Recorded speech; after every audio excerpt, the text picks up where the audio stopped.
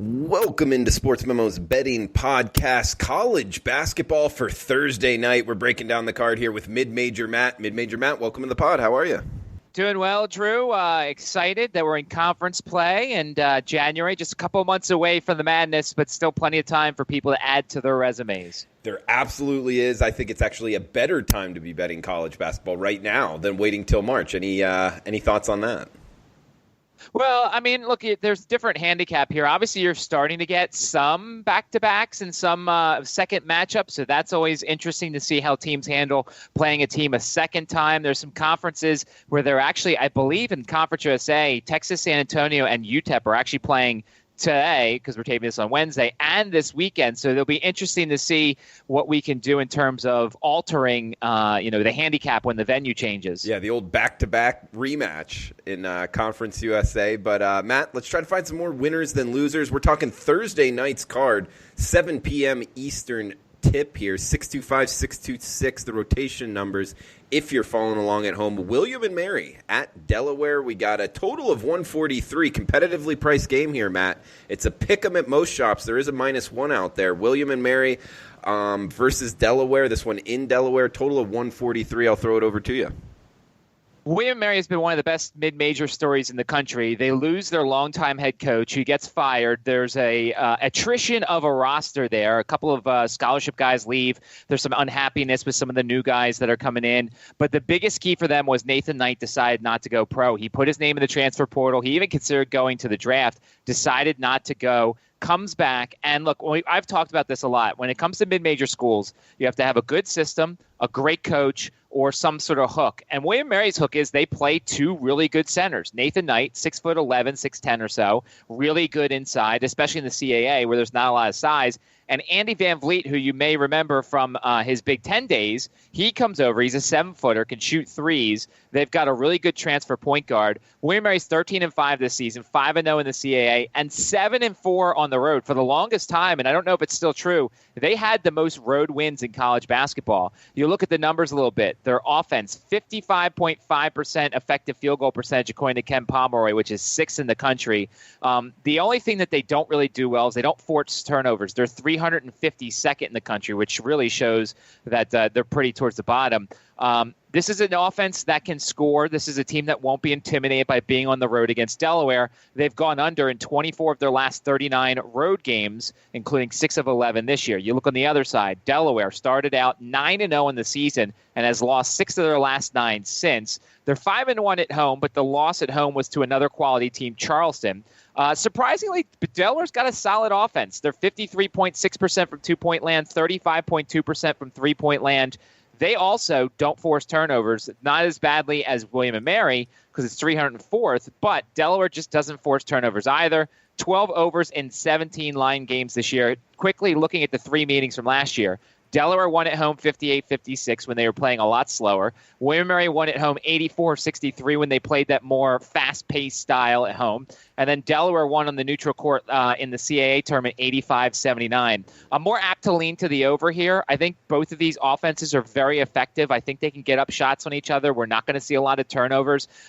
We talked about this during our Mysterious podcast last week about William & Mary totals, that they don't usually come this low. I know that they've trended to the under on the road, but that's because in the past their offense hasn't translated. But this team's hardened. They've won road games. They're 7-4 away from home. I think there could be a live dog here, especially if you get the +1. And I could potentially look at the over here because I think both of these teams may be able to get what they want offensively. And it's interesting that you brought up all 3 matchups from last year in terms of it sounded like the home team controlling the pace and then neutral score was an over as well. Is that how it went last year, Matt?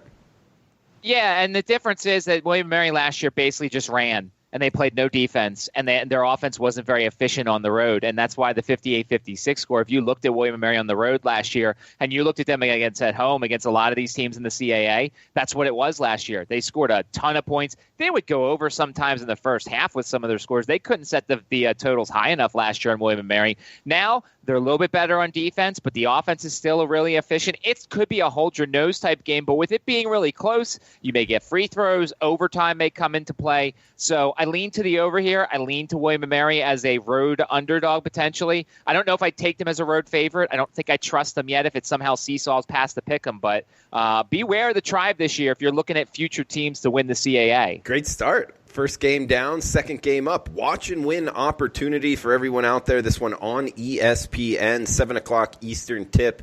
We got 629-630 Cincinnati at Memphis. Of course, Memphis ranked number 22 in the country. Memphis -5 at home, 141.5 the total here, Matt.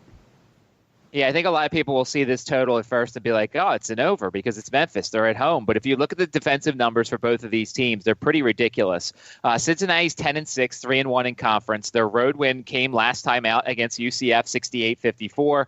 They've allowed 60 points or less in 3 of their last 4 contests. But here's the problem. When they've taken this step up on the road, they haven't translated as much. Game 1, way back in November, they lost 64-56 at Ohio State. They lost at Xavier in the big crosstown rivalry game, 73-66, but they did win at Tennessee, 78-66. Cincinnati's gone under in 18 of their last 25 road games. Now, obviously, that spans a couple of seasons here, but at least it's something to look at with this team. You've got the Cumberlands there. John Brandon doesn't want to run. We saw that a lot in North Kentucky. When he was there, this is a team that's very happy running some half-court sets and getting things going and making this game a slog. Memphis wants to run a little bit. They've won every home game this year by double digits except for 2. They beat Ole Miss by 1, and they lost that game to Georgia by 3 points. Memphis, the 11th quickest pace in the country. They have the 6th shortest offensive possession time in the country. So that's another thing to consider here is they want to run. I don't think Cincinnati will let them here. Memphis, number 1 in the country against 2-point defense. 38.4% teams are shooting from inside the 3-point line. And they have the second best block rate, too.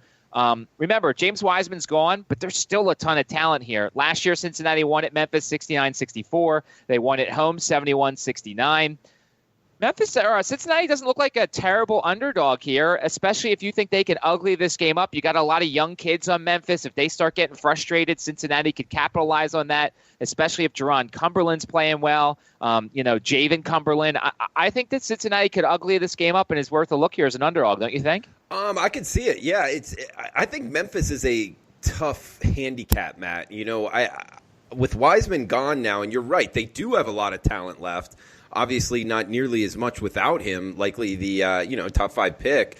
It's just I haven't gotten a good read on him. I haven't bet him total-wise or side-wise since he's left. I mean, -5, I'm not really comfortable laying that, but I would look towards the over of 141 just because, they are the home team. They are going to look to push it. So if you made me bet this, I would be on the over, Matt. Well, and also, obviously Cincinnati's had their ugly games. I mean, if you look at that game they lost at home, I think it was to Colgate. Like, this team's capable of laying some eggs, and they're capable of being really ugly. It's really a clash of styles. Can Memphis run, or can Cincinnati slog it up? And it really is, to the viewer, the people watching this, if you like Memphis and you think they can push it, then, you're going to take Memphis, you're going to take the over. If you like Cincinnati and you think it's going to be slower, I think these are good correlated bets here, Drew. I think if you like the home team, you're taking the over. If you like the road team, you're taking the under. Yeah, I totally agree with you, Matt. Good stuff. And, guys, just so you know, we are recording this late on Wednesday night. This is the Thursday night college basketball card. If you're liking the content, please give us a thumbs up on YouTube. Also, please feel free to reach out on Twitter at MidMajorMatt or at DrewMartinBets.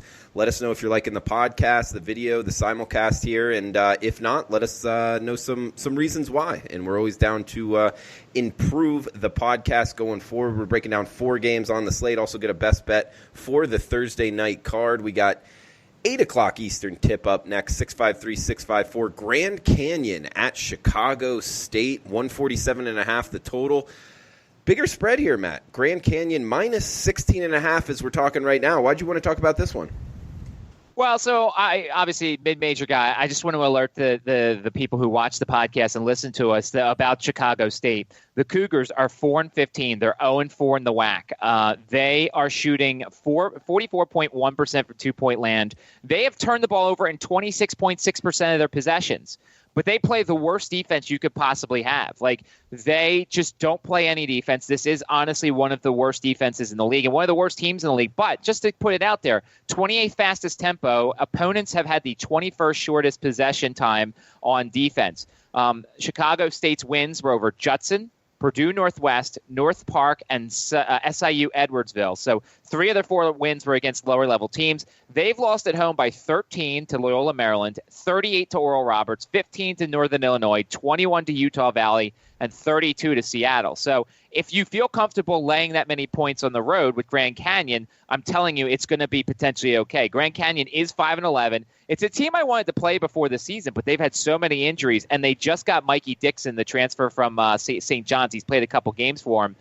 We know how great Grand Canyon is at advertising. They're randomly on the TV commercials quite a bit. Dan Marley's the head coach.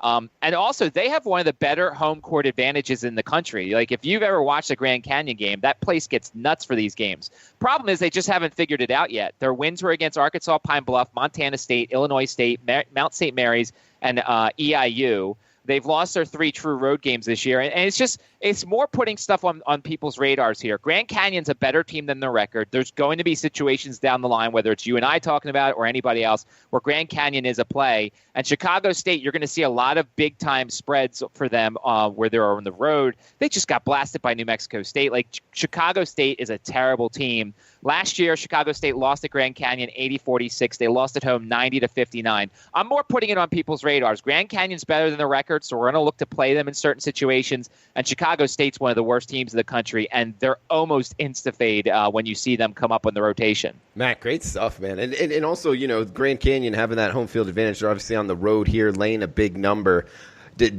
How do you feel about laying big numbers on the road in college basketball? So I don't do it very often. I know that, I know that my style is a little different than everybody's. I look at the mid-major games first. I skip over a lot of the big-time games. But I also, I like Grand Canyon. They're going to win this game. The problem is with laying big numbers like this on the road, or at least I think, is there's always backdoor potential. Chicago State could have a late flurry. If Grand Canyon is slightly off, if they're not taking them seriously, if they're, there's probably going to be 6 people at this game. So there's not going to be much of an atmosphere. If they kind of get lulled to sleep.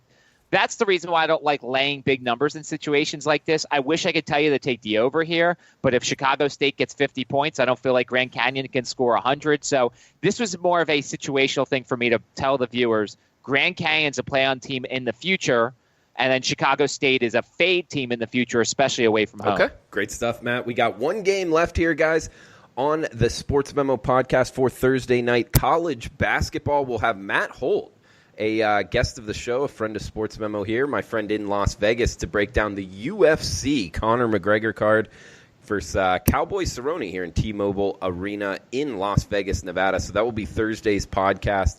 We got the Degenerate Special here, Matt. This is 11 o'clock Eastern Time, 8 o'clock Pacific.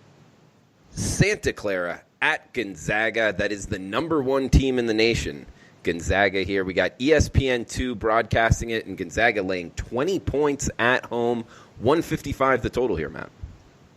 So Gonzaga, what is there to say about Gonzaga? 18-1, 4-0 in conference. If you look at their West Coast Conference action so far, they beat Portland 85-72 on the road. They beat Pepperdine 75-70 at home. They won at San Diego 94-50, and they won at Loyola Marymount 87-62. With regards to handicapping Gonzaga games, look, they can name their score on pretty much anybody. The big key for me is, what's their next game? Is it St. Mary's? Is it St. Mary's at home or on the road? Is it BYU? I don't know necessarily how much of a look ahead there is for BYU, but coming up this weekend, coming up next for Gonzaga is BYU. So a small factor here, but look at Gonzaga. Their offense, second most effective field goal percentage and best adjusted efficiency according to Ken Pomeroy. So when they get baskets, they really make it work. Last year, they won this game 91-48 at home, 98-39 on the road. But this year's Santa Clara team's not bad. 15-3, 2-1 in the West Coast Conference. They lost by 18 at Stanford. They lost by 31 at Nevada, and they lost by 19 at San Francisco. Hence the big number here. Anytime you've seen Santa Clara take a step up, they've struggled big time. But they're also coming off a win at St. Mary's, 67-66. So they're feeling good about themselves. Their next best win was Wazoo at home. That was around 155 on Ken Pom. This team plays quick, 48th quickest pace, the 26th most effective field goal percentage. Their problem is they're really bad against the three-pointer in defense. 318th in three-point defense, 37.3% from long range.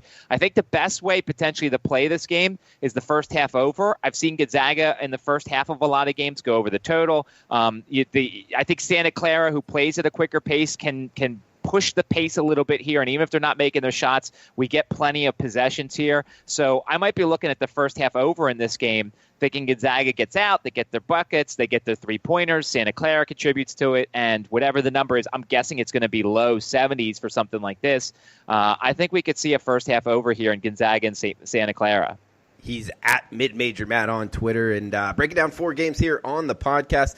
If you're liking what you're hearing, you can always check out his service at SportsMemo.com. We got a special coupon code for the podcast, MMM29 at checkout. We'll give you his 3-day all-access pass at SportsMemo.com. You'll get every play releases to all the clients out there for 3 days, just $29. MMM29 at checkout is the coupon code. Matt, a best bet you want to throw out there to the listeners? Gonzaga first half, the over. I think the Gonzaga first half over is my best bet. I would watch the William & Mary line. I like them somewhat as an underdog. I do not like them as much as a favorite in that one against Delaware, but Gonzaga first half over is my best bet for the podcast. All right, and we got a total of 155 in the game. It is posted here at the Westgate and a lot of offshore places as well. Do you have about a basis for what the first half line will be? I guess just short of, 77? I'm guessing 75-ish because, I mean, look, they have a pretty much, a nice formula when it comes to this stuff. I'm trying to look it up myself to see because some places the first halves are up. But, I mean, I'm guessing around 75-ish. Let's see, scrolling down real quick. And, yeah, you're right. There's no real first half lines anywhere yet for tomorrow. But, I'm guessing it's going to be around 75-ish. I'm guessing, maybe 76. I think that we could see a 42, 35, 40.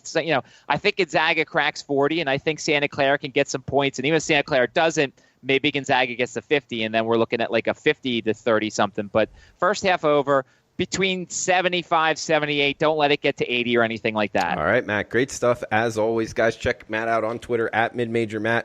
If you're in the state of Virginia, he's on ESPN Richmond there in the mid-afternoon. And, Matt, anything else you want to throw out before we shut this down? No, certainly. As Drew said, follow me on Twitter. It's great. And by the way, just to plug real quick, I'm on a 70% run in the NFL totals the last couple months, just 3 games left. So check out my NFL stuff. All right. Matt, great stuff. Best of luck with your college basketball. And, guys, we'll talk tomorrow with Matt Holt talking UFC, Cowboy Cerrone and Conor McGregor. Come back and join us. Best of luck with your bets.